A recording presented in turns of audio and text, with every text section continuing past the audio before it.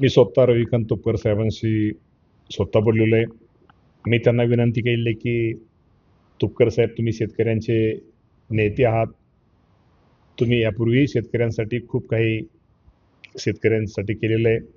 त्यामुळं तुमचे जे प्रश्न आहेत, कर्जमाफी संदर्भात जे प्रश्न आहेत, तुमचं पीक विम्याच्या बाबतीमध्ये जे प्रश्न आहेत, या बाबतीमध्ये राज्याचे मुख्यमंत्री लवकरात लवकर बैठक या बाबतीमध्ये घेतील आणि तुम्हाला या बैठकीसाठी आम्ही सगळेजण आमंत्रित करू आणि तुमची काय मागणी आहे त्यातनं आपण चर्चा करून या बाबतीमध्ये राज्याचे मुख्यमंत्री निश्चित प्रकारे एक सकारात्मक आपल्या सर्वांना निर्णय देतील.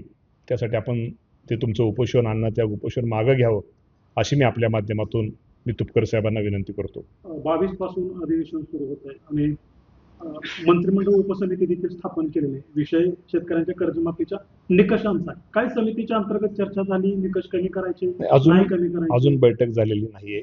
परंतु पहिल्यांदा आता समितीच्या अगोदर आपल्याला शेतकरी संघटनेचे किंवा शेतकरी प्रतिनिधी जे आपण पंढरपूरला गिरीश महाजन साहेबांनी रोहित पवारांच्या आंदोलनाच्या वेळी जे त्यांना मुख्यमंत्र्यांच्या वतीनं आश्वासित केलेले, या बाबतीमध्ये शेतकरी प्रतिनिधी म्हणून संघटनेच्या सगळ्यांना एकत्र बोलवून स्वतः मुख्यमंत्री, दोन्ही उपमुख्यमंत्री, कृषी मंत्री, सहकार मंत्री, महसूल मंत्री या सर्वांची एकत्र बैठक घेऊन या बाबतीमध्ये त्यांच्या मागण्या काय आहेत आणि आपण त्यांना काय देऊ शकतो त्या बाबतीमध्ये आमचा कृषी विभाग असेल, सहकार विभाग असेल, या बाबतीमध्ये चर्चा घडवून आणून राज्याचे मुख्यमंत्री निश्चित प्रकारे योग्य तो निर्णय घेतील. कधी लागेल बैठक? कारण तुम्ही आश्वासन दिलं होतं आपण 22 तारखेच्या अगोदर बैठक लावावी असं रोहितदादा पवार यांनी गिरीश महाजन साहेबांना सांगितलं होतं आणि साधारणतः आज अजून आपल्याला माहिती आहे की 22 तारखेला पहिल्यांदा अधिवेशन हे सुरू होते. साधारणतः पहिल्या दिवशी अधिवेशनाच्या दिवशी ती किंवा दुसऱ्या दिवशी एक दिवस मागे पुढे होईल, पण ती बैठक ह्या 2-3 दिवसामध्येच ती बैठक होईल आणि यातनं निश्चित प्रकारे त्या सगळ्यांशी चर्चा करून त्यांच्या काय मागण्या आहेत आणि त्यांच्या चर्चेतनं निश्चित प्रकारे यातनं मार्ग काढण्यासाठी प्रयत्न होईल. मामा, ठाकरेंचा गट फुटलेला आहे. 6 खासदार आहेत, आता बाहेर आले. तुमच्याकडे अप्रोच झालेले माहितीकडे आता यानंतर संपूर्ण राज्याचं लक्ष जे आहे ते शरद पवार गटांच्या 8 खासदारांकडे. काय पडापुढे राजकारण सुरू झालंय, तिकडून त्यांनी शिवसेना फोडली, आता तुमची राष्ट्रवादी त्यांच्या बरोबर बोलते. शरद पवारांचे खासदार तुमच्या अजित पवार गटाबरोबर येणार आहेत. या बाबतीमध्ये मी तुम्हाला स्पष्टपणे सांगतो की शेवटी आमच्या कुठल्याही पक्षाचा निर्णय हा वरिष्ठ पातळीनं होत असतो आणि आमच्या प्रमुख सुनेत्रा वहिनी पवार आहेत, तटकरे साहेब आहेत, पटेल साहेब आहेत आणि सगळे भुजबळ साहेब आहेत. ही मंडळी जो निर्णय घेतील तो आम्हा सर्वांसाठी मान्य आहे आणि आपण जे प्रश्न विचारला या बाबतीमध्ये मला कुठल्याही प्रकारची कल्पना नाही आहे. तुम्ही वरच्या पडीतले नेते आहात, काहीतरी माहिती असेल ना की आता शरद पवार गट फोडायचा आहे आणि आपल्याकडे घ्यायचा आहे? कारण ठाकरेंची सेना तर फोडली शिंदेंनी. आमच्यात कुठली फळीवळी नसते. आमच्या प्रमुख सुनेत्रा वहिनी पवार आहेत. सुनेत्रा वहिनी पवार जो निर्णय घेतील तो आम्हाला मान्य असेल. आमदार उत्तमराव जानकर म्हणतात की सेनेबरोबर म्हणजे शिंदे गटाबरोबर एक वेळा आम्ही जाणार नाही किंवा आमचे खासदार जाणार नाहीत, पण ते अजित पवार गटाबरोबर जातील असं एक संभाव्य वक्तव्य आहे त्यांचं. आता जानकर साहेब काय बोलले, जानकर साहेब हे मोठे नेते आहेत, ते काय बोलले त्यांच्याबद्दल मी बोलणं बरोबर नाही. त्यामुळे ते काय बोलले मला कल्पना नाही. परंतु मागाशी आपण आमच्या पक्षाच्या बाबतीमध्ये जो कुठलाही निर्णय असेल तर आमच्या सुनेत्रा वहिनी पवार घेतील. तुमचं काय मत? तुम्हाला वाटतं का की त्यांनी अजित पवार गटाबरोबर यावं? नाही, मला काय वाटण्यापेक्षा आमचे प्रमुख सुनेत्रा वहिनी जो पवार साहेब निर्णय घेतील तो आम्हा सर्वांसाठी मान्य असेल. व्यक्तिशा मत मानण्यापेक्षा इथं व्यक्तिशेचा विषय नाही, इथं व्यक्ती महत्वाची नाही, इथं पक्ष महत्वाचा आहे.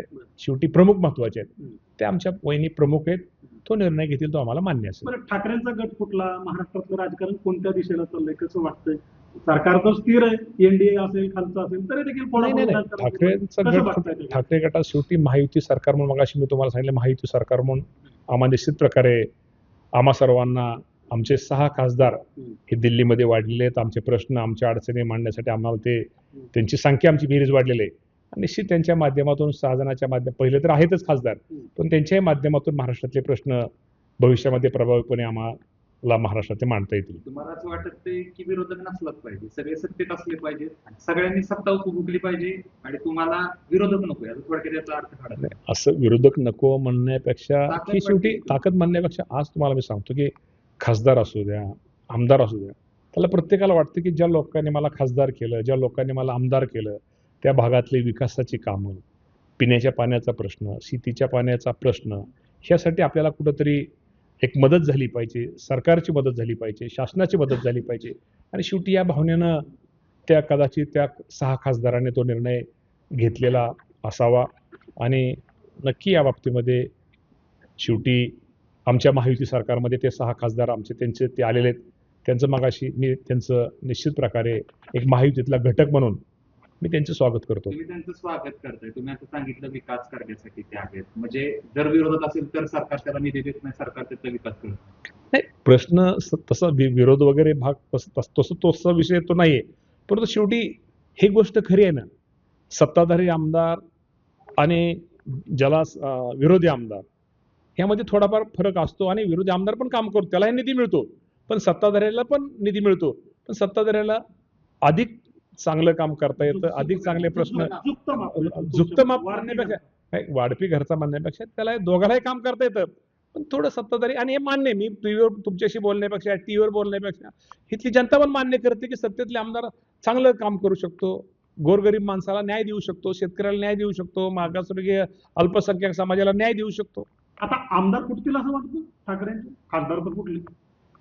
आता या बाबतीमध्ये खासदार फुटले आपल्याला एकदम शेवटच्या दिवशी कळलं.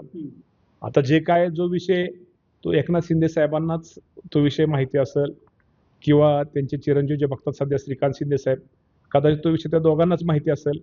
आता हा प्रश्न मला विचारण्यापेक्षा त्या दोघातल्या एक जणांना विचारलं तर बरं होईल. पावसाने दडी मारली राज्यामध्ये, आता जून संपत आला. 100% पावसाने दडी मारलेली आहे आणि हवामान विभागात तर सांगतंय की साधारणतः मान्सून थोडा उशिरा येण्याची शक्यता आहे. या बाबतीमध्ये मला शेतकऱ्यांना एकच विनंती करायची की पाऊस बघून, पावसाची परिस्थिती बघून आपण पेरणी करा. जिथं तुम्हाला थोड्या दिवसामध्ये काय ठिकाणी शेततळी जिथं जास्त करता येईल आपल्या शेततळी करा. पाझर तलावाची तिथं असणाऱ्या आपल्या शेतामध्ये असणाऱ्या तलावाची दुरुस्ती ताबडतोब करा. पाणी अडवा, पाणी जिरवा. उतारावर जमीन असेल तर आडव्या सऱ्या करा की जेणेकरून ड्रीप करा, तुषार सिंचनचा वापर जास्तीत जास्त करा. जे बियाणं दुष्काळामध्ये तग धरू शकतं आपल्या मराठी भाषेमध्ये, असे बियाणं निवडा की जेणेकरून आपल्यावर दुबार पेरणीचं संकट येणार नाही.